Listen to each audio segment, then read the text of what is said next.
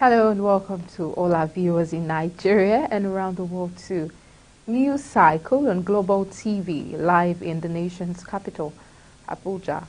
I'm Queen Agaba. President Bola Tinubu on Sunday said his administration will continue to implement more palliative measures to ease this cascading hardship occasioned by the discontinuance of petrol subsidy and the unification of the exchange rate, among other economic reforms. He also promised to place Nigeria on a path of irreversible progress shortly, adding that his administration will continue to implement palliative measures to ease the burden on the most vulnerable, address current hardships, and alleviate the sufferings of the nation's people. The president acknowledged that the past 6 months of his administration has been a time of transformation and relentless change in the country. The Christian Association of Nigeria, CAN, Borno State Chapter, has urged the Christian faithfuls to embrace and appreciate the blessings associated with the Feast of Christmas, which surpasses temporal and earthly realities.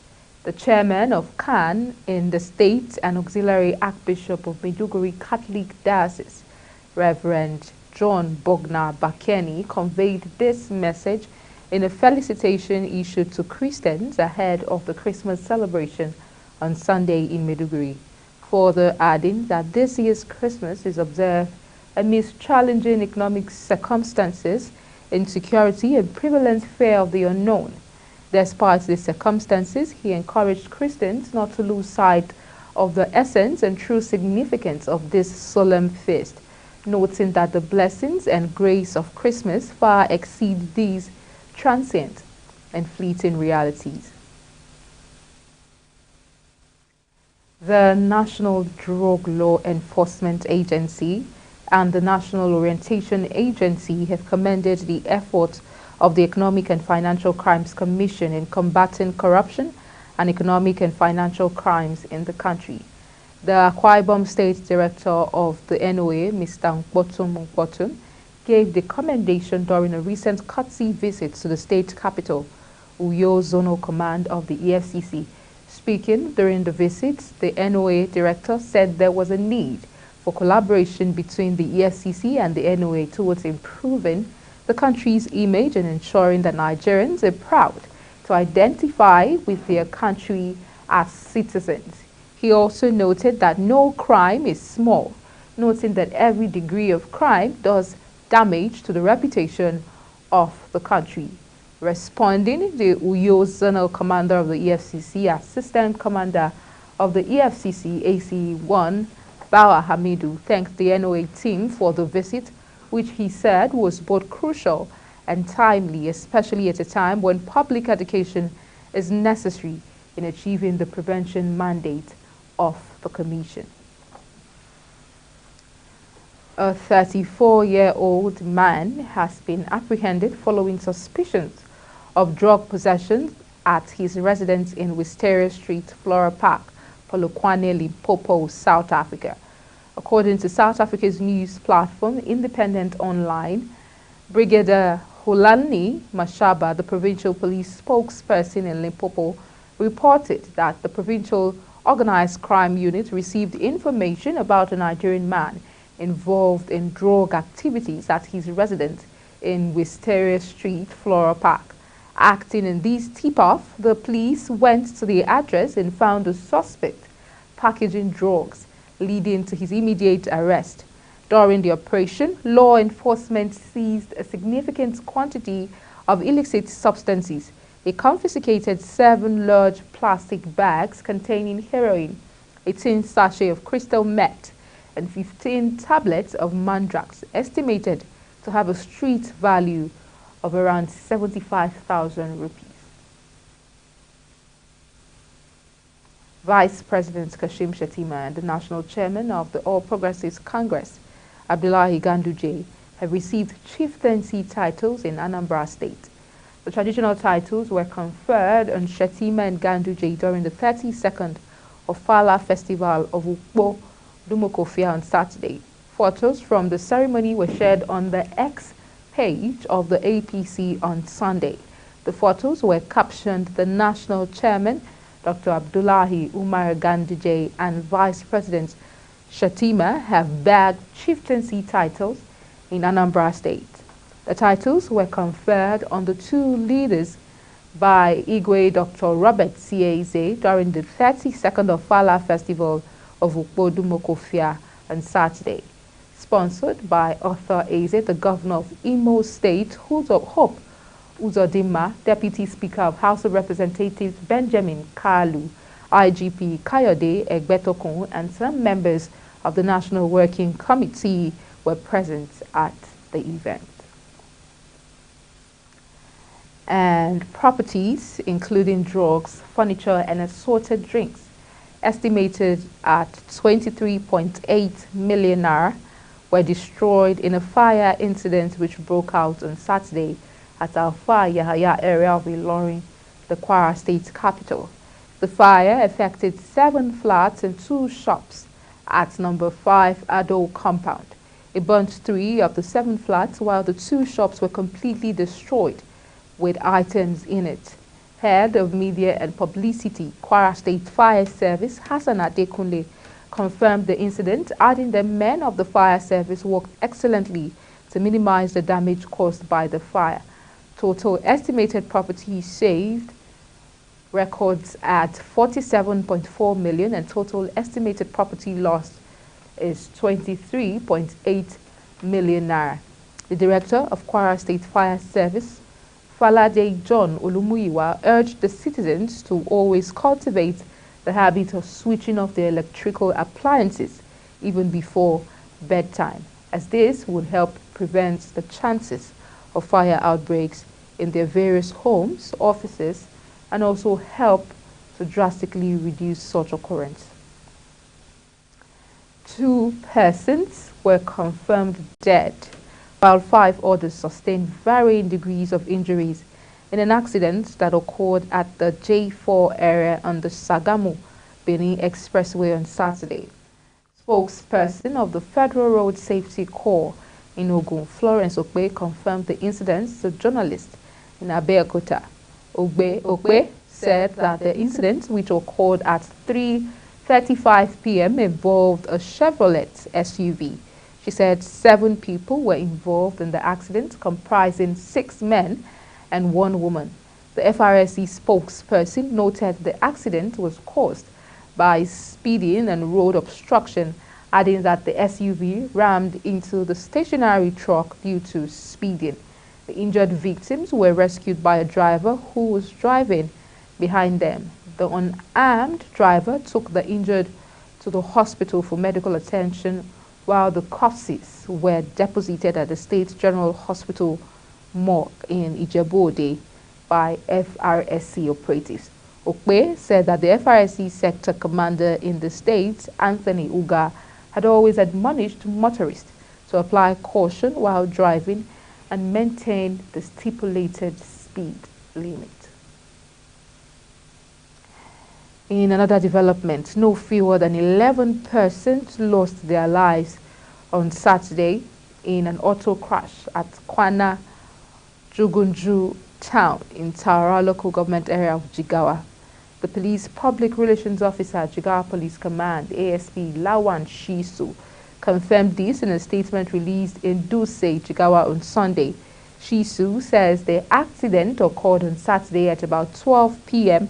when 2 vehicles, a Honda Saloon with registration number NSR469AE and a Golf wagon with registration number AUY292XA had a head-on collision, adding that the Honda car was conveying 5 passengers and the driver identified as Abdullahi Muhammad, while the Wolf wagon conveyed 4 passengers and the driver identified as Sifiano Mamu. He said a team of personnel from Tara Divisional Police Headquarters rushed to the scene and conveyed the victims to the General Hospital in Tara, where a medical doctor confirmed them dead. The Commissioner of Police in the state, Abdullahi Abdullah Amadu, on behalf of officers and men of the command, expressed his heartfelt condolences to the immediate deceased families, relatives, and well-wishers in this trying moment. Again, no fewer than 16 persons were killed in Mushu village of Bokos local government area of Plateau State. Spokesperson Operation Safe Haven, a multi-security task force maintaining peace in the state, Captain Oya James, confirmed the incident. According to him, the attack took place on Saturday night while residents of the attacked community were asleep, adding that following the attack, security personnel were deployed to prevent any breakdown of law and order in the area. There was uprising after the incident, but the situation was brought under control. Meanwhile, Governor Caleb Manasseh Mofwang has condemned the attack on the community, describing the attack as barbaric, brutal, and uncalled for. In a statement by Governor's Director of Press and Public Affairs, Yang Bere said the governor directed security agencies to promptly apprehend the perpetrators responsible for the heinous act and ensure they face the full force of the law.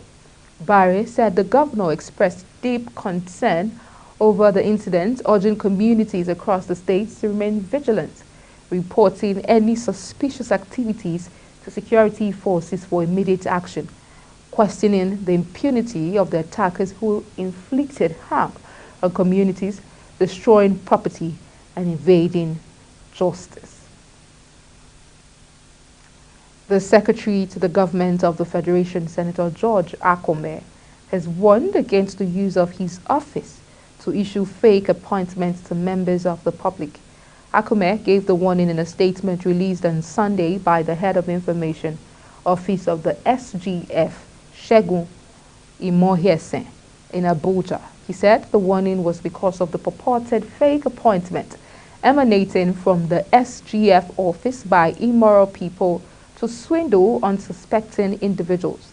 Akome debunked the information circulating on social media, emails, text messages, and other outlets, luring members of the public to submit their curriculum vitae at a fee to a non-existent desk in his office.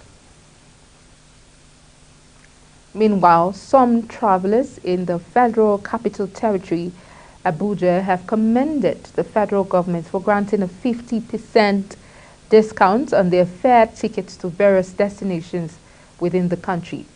They made the commendation in separate interviews on Sunday. Earlier, President Bola Tinubu approved the commencement of the 50% discount of the ticket fare by road, effective from December 24, 2023 to January 4, 2024. A lawyer, Dakbo Eso, who booked at ABC Transport Office for a trip by luxurious bus from Abuja to Lagos, commended the federal government for paying half of his bill. According to him, the message came shortly, as if it would not happen, but it is real and commendable. The EFCC has rearrested a convicted Italian, Floriana De Stefani, for failing to obey a court order upon her conviction by Justice Mojisola Dada of the Special Offences Court sitting in Ikeja, Lagos.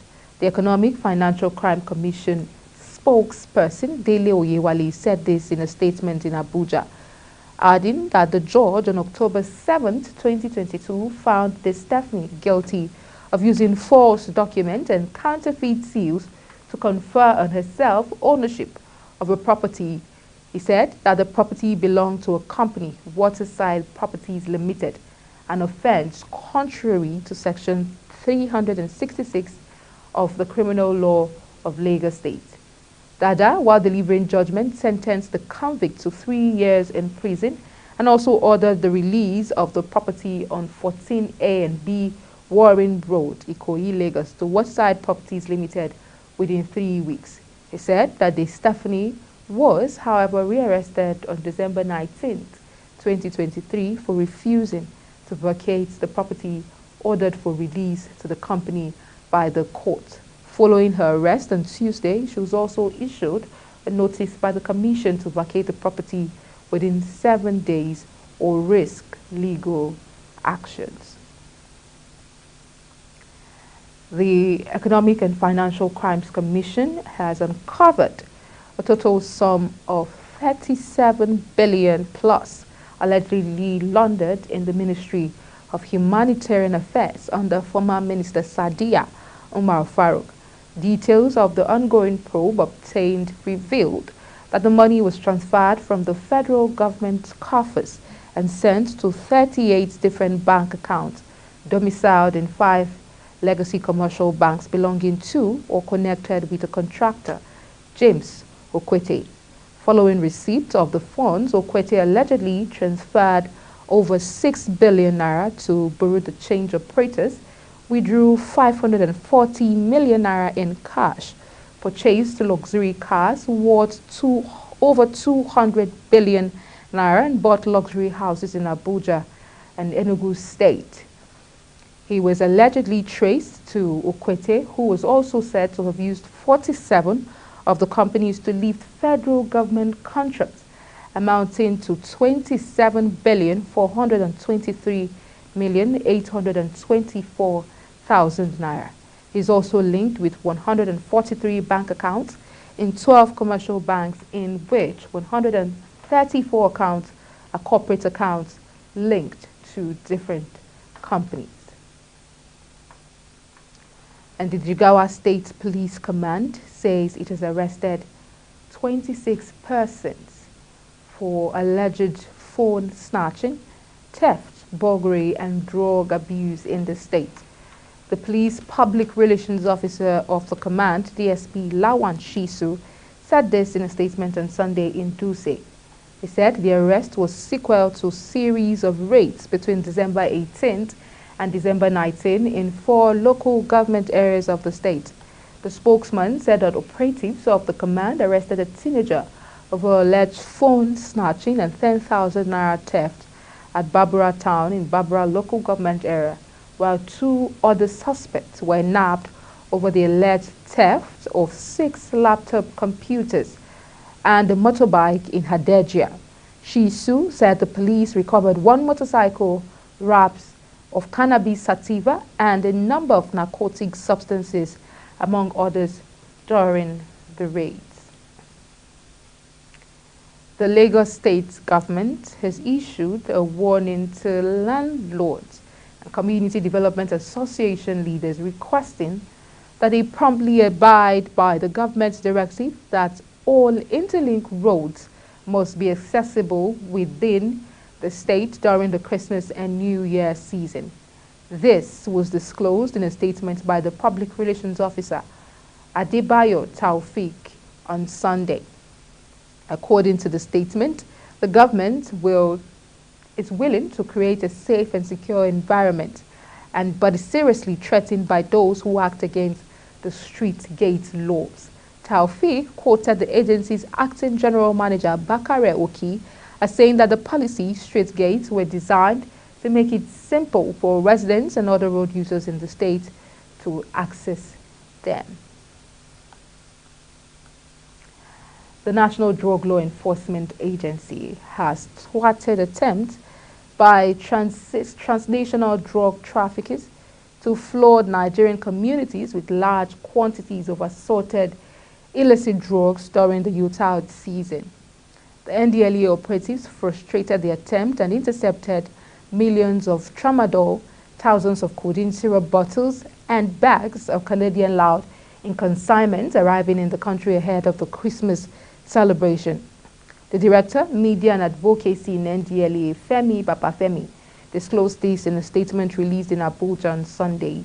Babafemi said that the NDLEA operatives intercepted no fewer than 7,500,000 pills of tramadol at the Murtala Mohammed International Airport in Ikeja, further adding that the consignment, which was taken into custody on Friday, December 22nd, came on board a Turkish airline with no country of manufacture or origin.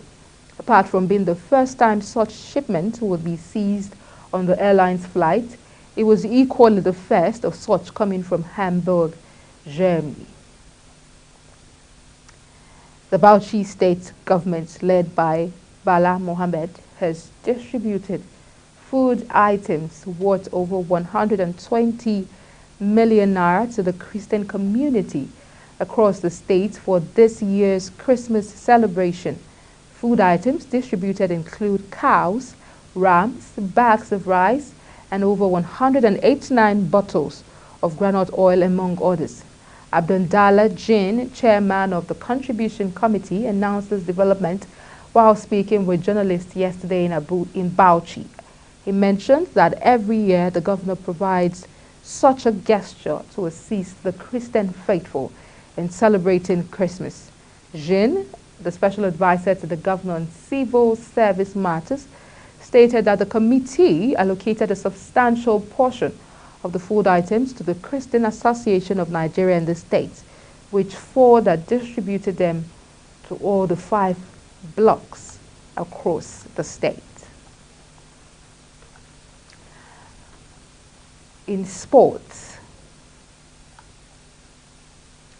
Anthony Joshua continued his quest to return to the pinnacle of heavyweight boxing Sunday morning in Saudi Arabia as he battled to his 3rd win in 2023 in style.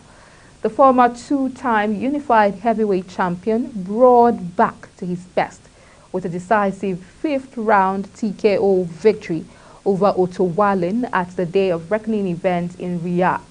The 34-year-old unleashed a masterclass in boxing, employing a jab and right-hand combo that proved too much for his Swedish opponent to contain. Wallin eventually had to throw in the towel. Despite the dominant performance, Joshua refused to self-assess his performance, leaving that to his team. It's another fight and another day at the office, according to him. However, he acknowledged Wallin's tenacity and emphasized the importance of victory at all costs, comparing the sport to a snakes and ladders game. Meanwhile, title holders Enyimba have been charged for breaching NPFL framework and rules after failing to provide adequate security during their matchday 15 fixture against Rangers in Aba. Enyimba's failure to provide effective security led to unauthorized persons gaining access to match officials' dressing room, which is restricted area. The Aba Giants further breached the rule book after their fans and officials harassed the match officials in their dress room, an act capable of bringing the game to disrepute. Finidi George's side failed to ensure the proper conduct of their officials, leading to the harassment and intimidation of the referee after the match. An official of the club, Oke Nwabeke, is suspended from all NPFL activities for the next 3 match weeks for inciting and unsporting conduct. Enyimba faced the risk of heavier sanctions in future if the club and any of their officials are involved in similar misconduct. And that's it on Global TV News Cycle, coming to you live from Nigeria's capital, Abuja. We're on Star Times channel 276. Kindly follow us across all social media platforms using @Global TV NG and other handles now showing on your screen. I'm Queen Agaba. Thank you for watching and see you again.